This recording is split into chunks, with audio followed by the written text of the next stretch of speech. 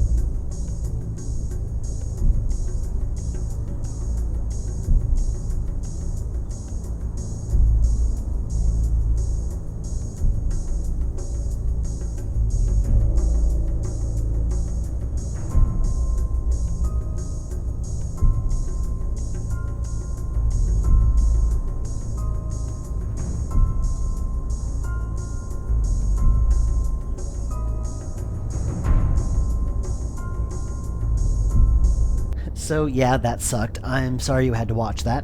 Fortunately, did not make the final cut, but this is the commentary, so let's talk about it. Why did I remove this scene? Did y'all watch it? It was awful. But there are many reasons why it was awful. Number one, the character just didn't work. I found it kind of annoying and insulting that this character just sort of swanned in from nowhere, just casually mentions that she knew everything, and you had never seen her before. I didn't like that. I thought that was a bit lazy and just annoying, and I didn't like it. Secondly, it just added another layer of complication and mystery to the backstory that did not need to be there. The commissioner and like this whole society that she says she was with, yes, it was foreshadowed in the previous game, but honestly it has nothing to do with the Epiphany story or really with the Blackwell story at large. And in fact, that was part of my dilemma. I had foreshadowed this character at the end of Blackwell Deception, so I felt very, very obligated to include her. But in the end, she didn't work, so I got rid of her. A third reason why it just doesn't work is that it is a very long, roundabout, complicated means to a very simple end, and that is to give Rosa a bit more authority. She does this by making Rosa an official consultant, which I felt gave Rosa a bit too much authority, and I didn't like that either. So in the end, I just changed it to her having a secret arrangement with Durkin and Corey that gave her a little bit more agency, but didn't give her any authority at all. So I ended up cutting the scene, and I think the game is a hell of a lot better for it.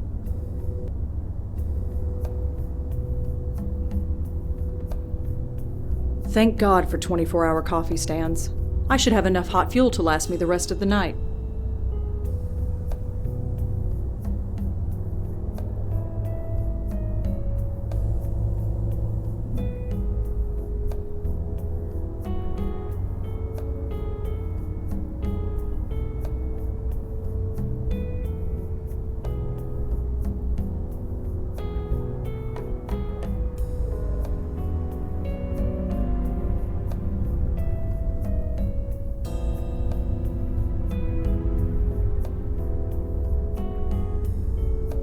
If there's a connection, I don't see it. Joey. What's going on? I've got a list of all the people found in the Carth house. It's complete now, thanks to us. I know that there are a lot of self-help groups in New York, but I've never heard of any that could do that. Whoever they are, we'll get to the bottom of it. I promise you that. I wonder if Durkin gave me access to George Austin's apartment, like he promised. Have you tried going over there? Not yet. Well then.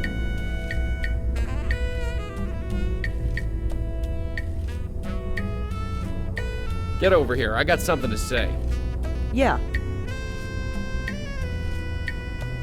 A self-help group. Thought these things were supposed to, help people. They're set up for people who are sad and desperate. They make easy targets. Huh, I guess we've been around the block too many times to believe anything else. You read that report that Durkin sent you? It gives details on all the people that they found squatting there. There were several dozen of them. This whole thing started with George Austin. Think we can get into his place? Durkin said we could. Well then, after you.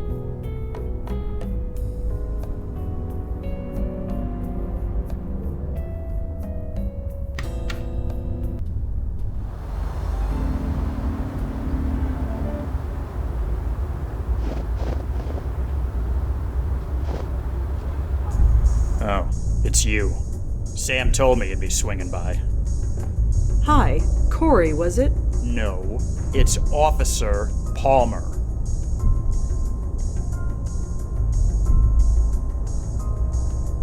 So Durkin told me to speak to you? Yes, I heard. Congratulations, I guess. I don't know why you're so special, but orders are orders. You need any information from us, I'll see about getting it to you. But you talk to me, and only me. Understand? Perfectly. So when I was trying to come up with a name for this character, for some reason the name Corey Palmer popped into my head. And it seemed like a good cop name, and I don't know why I thought that. And I could swear that it was from some television cop show or a movie or a book, and I googled the name, and I just couldn't find any any cop-related media that used the name Corey Palmer.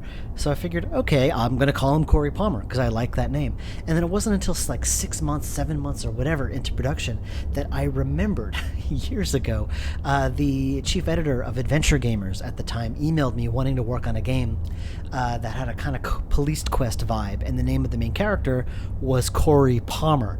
Sadly, the game never came to fruition, but I ended up using that character's name here. So Evan, if you're playing this right now, sorry about that. I'm sorry about Leah. Don't even go there. I don't care what you saw, or what the evidence says. Leah wouldn't kill herself. And if she did, then she wasn't Leah anymore. So are we good? Good? You don't think I still killed anyone, do you? I don't know what to believe. But Durkin vouches for you, and he now owes me a favor, a big one. So, I guess I come out ahead. Is Detective Durkin around? I haven't seen him since yesterday. I'm sure he's wandering around somewhere. You seem to be taking Leah's death rather personally. The chief would agree with you. That's why I'm shackled behind this desk instead of out there doing something. So, what's the latest on George Austin? He was killed with a .22 caliber bullet. That's all we know so far. We're still talking to Leah's ex-husband, but he's got a pretty solid alibi. How did Kendra die? Was that ever established? I read the autopsy report. It was definitely a bullet wound. It went right through her shoulder. Clean hole all the way through. The coroner said that she bled to death, but could have survived if she was brought to a hospital right away. I don't understand this. Not at all. Did you know Emil Haskins at all? I don't know much. Just what Leah used to tell me. I got the impression he was a deadbeat. Always out of a job, always late with child support payments, things like that. Guess he doesn't have to worry about that stuff anymore. So what's the story with you and Leah? I get the impression you knew her pretty well. Yeah, I guess you could say that. I partnered with her back when I first joined the force. She taught me a lot. Everything, really. I owe her. She was a rock. She was a rising star. Why would she flip out like she did? I'm working on it, Corey. I really am. That's Officer Palmer, and I'm not holding my breath. George and Leah both were members of a self-help group. They called it the Grace Group. Oh yeah, Leah told me about that place. She did? Yeah, she didn't go into detail, but I know it meant a lot to her. She used to tell me that nobody could ever fall so far that they couldn't still reach for a helping hand. I'm not sure what that meant, but she used to say it all the time. There are tons of case files listed here. I'm not going to ask about them one by one. Is there anything else you can tell me about Leah? Officer Piero was juggling a demanding job, a growing daughter, and a deadbeat ex-husband. There was immense pressure on her, but I still don't buy that she would do what she did. Well, I'd better go. Thanks for the help. Sure.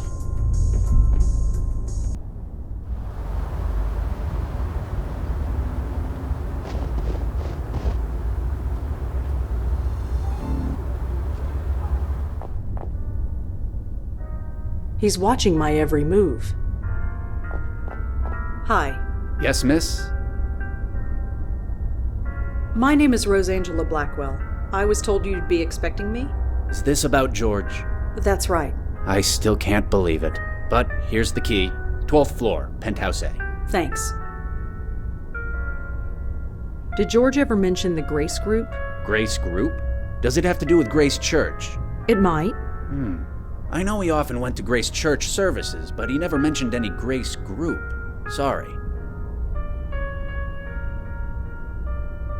There are tons of case files listed here. I'm not going to ask about them one by one. Can you tell me anything else about the clothing drive? No. But if you have any old clothes, feel free to give them to me. I'll put them in the box. Better not. If you did that, you wouldn't have any clothes left.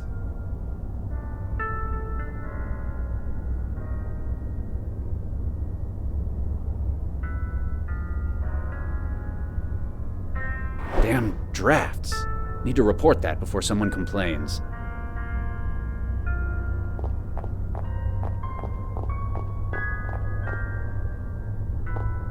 It's full of old clothes.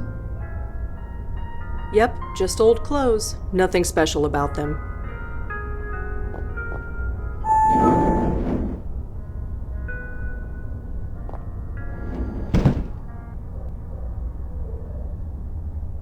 That'd look amazing on my bathroom wall. Darling, that thing's bigger than your entire bathroom. I'd never sneak it past the doorman. Is that a genuine Ming? It must have cost George a fortune. No, it looks really fragile and expensive. A saucepan and some cooking implements. They don't look like they've ever been used. Me cook? I'd probably just start a fire. Bok choy, garam masala, quinoa, branzino. It's either a shopping list or a voodoo spell. I don't need somebody else's shopping list. A pedal-operated garbage can. It's empty, thank God.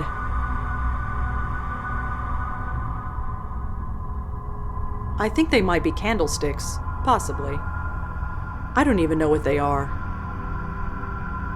It's a tablet computer. Looks like it's still in the charging dock. It looks like a regular lamp. If I switch it off, it'll be too dark to see. Looks like a balcony out there. Yep, he's still there. Got a sec? What is it? As nice as this place is, I can't stop thinking about George and Leah, about what happened. I know. Just try and focus. As nice as this place... I know. There's not much in George Austin's apartment, aside from his MyPad tablet. Huh, another shiny gadget. Figures it would be the one thing you notice. Be quiet.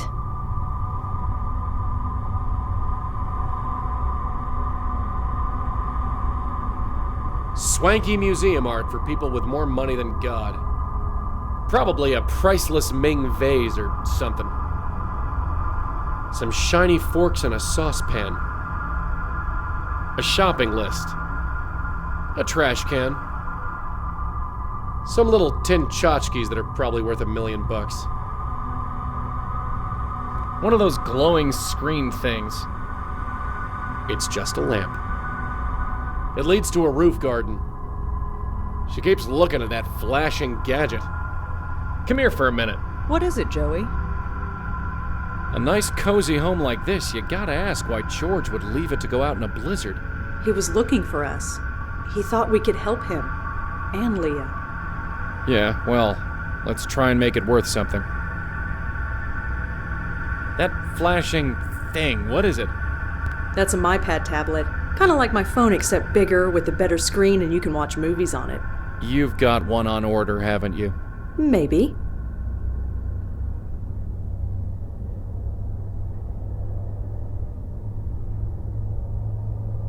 This place has roof access. I bet the view is amazing. You want to go sightseeing? No, but we're here. Why not check it out? I feel like it's such a typical New York thing. It's like you got business, but you're like, wow, look, they have a dishwasher. Yeah, I know. I really like having different colour schemes for different areas in the game, and I'd already done quite a lot of blue with the house in Astoria, so when it came time to do George Austin's apartment and the apartment from across the way, while I still wanted to use blue, I really wanted to have a different colour in there to really give the feeling of a new place, a different place. Because of this, I made a lot of light come in through the glass door that you see here, and for the apartment across the way, which is essentially the exact same apartment flipped. And it really sets the two apart. Otherwise you'd have two places that look and feel very much the same, and when you're progressing through a game you don't really want that too much.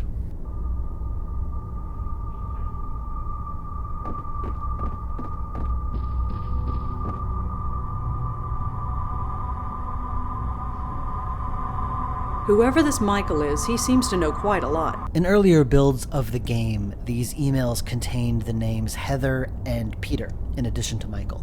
And I found that confused things more than anything, because there's just so many names being thrown at you at once, and you didn't need to know the names Peter and Heather yet. You learn about them anyway when you speak to Michael, so that just sort of confused things. There was really no reason for them, so I removed them from the emails, and I think that made things a little more streamlined.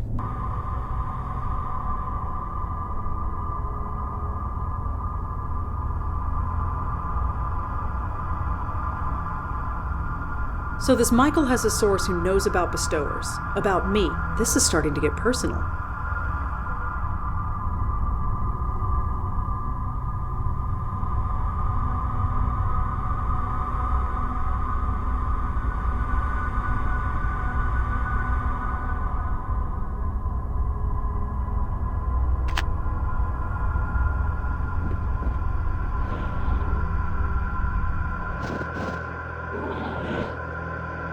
Joey, could you come out here? What? The view uptown. Things might be bleak, but not that bleak. A little table and a chair. It'd be a nice place to sit with a glass of wine at sunset, if there wasn't 3 feet of snow out here. It might be pretty in the spring, but for now all the plants are dead. I don't think I can do anything to help those plants. It leads to another apartment. I never get tired of seeing the city skyline at night. Even if I could touch things, I couldn't touch that. A table and chair. Some dead plants. They're in good company. It leads to another apartment. Suppose he was bound to get to a redhead sooner or later. Oh, no, it's nothing like that. So awkward. Oh, no. Ooh, not a hoe. Scenes like this really have no practical value in the game, therefore they become more of a set piece and aesthetic element that really help you give tone to the area you're in. Because George Austin lives in quite a luxurious place, Dave and I really wanted to give this a very spectacular view, so I probably went a little bit overboard, but I made it very bold, very bright, very in your face at how amazing a view George has from his apartment.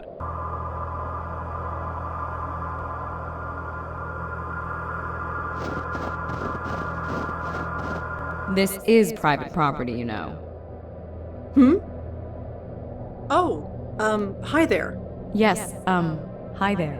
What are you doing up here?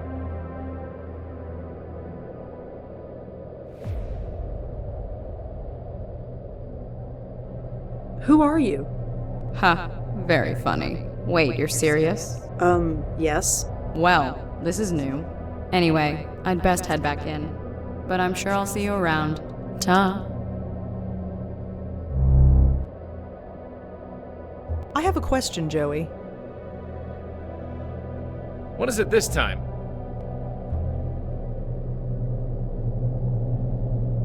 Whoever this Michael is, he seems to know a lot about who we are. Then that makes him number 1 on our most wanted list. This number is a 212 area code. That means it's a landline. A what line? You know, a phone connected to the phone wires, not a cell phone like mine. So? We find the phone, we find, I don't know, a clue or something. Or something. Do you have any better ideas? No? Okay. The ghost on the roof was George's neighbor. If we can get through to her, she might tell us something. You say that like it's easy to get a spook to tell us anything.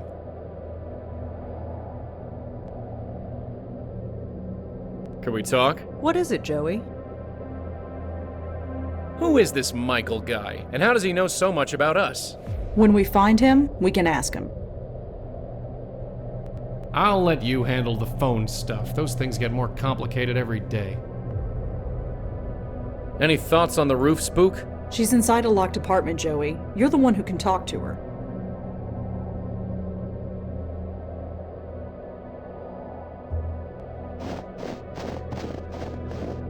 Huh, locked.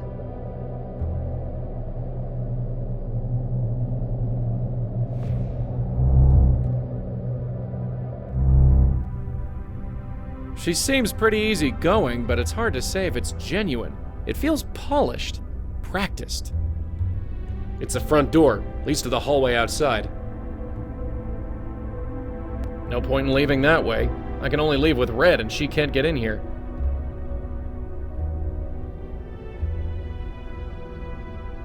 Whatever this note says, it's too dark to read it. Hi there. I'm sorry, have we met? Kind of. I think you met my friend earlier. I see. You're both looking after George's place. Yeah, something like that. My name's Joey. Joey Malone. Why don't you tell me yours? You honestly don't know who I am? I'm afraid not. I admit, I'm fascinated. I know your name, but you don't know mine. It's not often that I'm in this position. So, are you gonna tell me or what? I think not. I want to savor this for just a little while longer. Come on, you know my name. It's only fair. I can't tell if you're being genuine or if you're just playing with me. Why not both? Well, the night is young. See if you can figure it out. Listen, it's really important that you tell me who you are. What on earth could be so important? It's complicated. No, I don't think so. I'm enjoying this way too much. Come on, what's your name? No, this is too much fun. You'll figure it out. Everyone recognizes me eventually. So what is this? You famous or something? Or something. So you actually live here? So to speak. Yes? Why are you so surprised? Well, this place is kinda, well, empty. I live alone. That's not what I mean. Look around. There's nothing in here. What on earth are you talking about? Never mind. So, about this place. I might not have the highbrow taste that George has, but my furniture is just as serviceable as his. And twice as comfortable, I might add. Could I ask you a couple questions? You don't even know my name, and you want to ask me questions. Well, maybe if you actually told me your name. No. Like I said, this is way too much fun. Well, whoever you are, I'll see you around. Say hi to George for me, if you see him. I don't think she'd appreciate me blowing on her.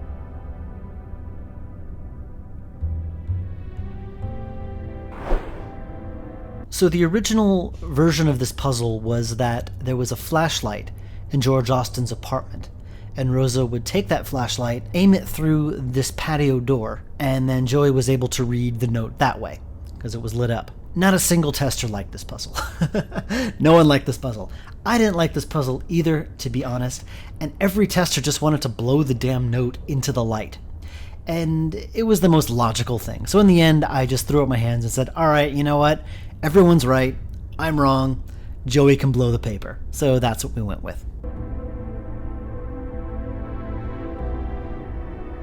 It says, I know about Heather, and it's signed by someone named Jay.